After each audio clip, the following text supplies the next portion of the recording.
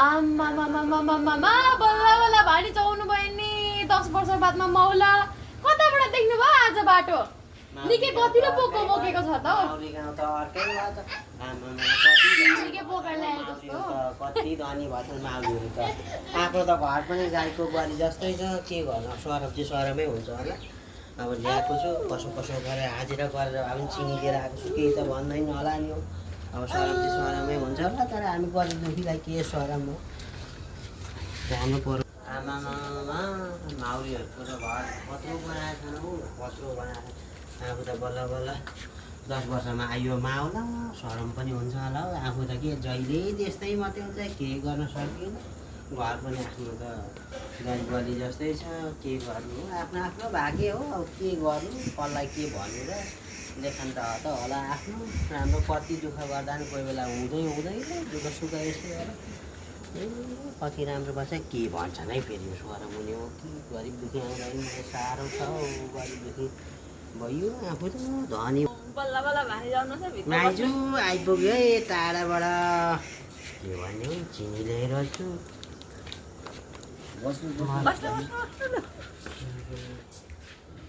यो माइजू अलिकति कोसेली भनौँ कि यसो हातको यसो ल्याएको छु है अब ल्याएको छु नमस्कार होइन होइन माथि नै बस्नुहोस् होइन हुन्छ यस्तैमा बस्नुहुन्छ यहाँ हुन्छ हुन्छ बस्नुहोस् पानी यत्रो टाढादेखि आएर किन तल बसेको चिया खानुहोस् है पानी यसो माथि बसेर हौ चिनी हालेर ल्या आफूले चिनी खाने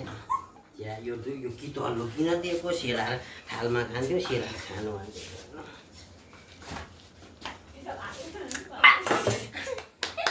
चिनी हालेको रहेछ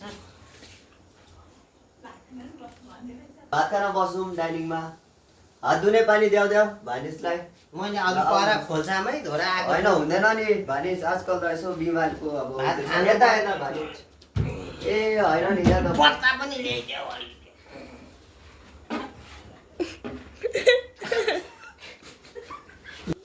खाना कतिखेर होइन होइन भानिस यहाँ होइन यहाँ बस्नुहोस् न यहाँ त भात राख्ने हो भात यता बस्नुहोस् यता जस्तै सरम हुन्छ र माउला आउँदैन ए होइन नि आउनुपर्छ नि अब। पानीकामा आउँदा अलिक अप्ठ्यारै हुँदो रहेछ यहाँ भुइँमै बसेर खानु होइन होइन यता बस्नुहोस् यता कता यहाँ बस्नु बस्नुपर्छ कता बसेर यहाँ बस्नु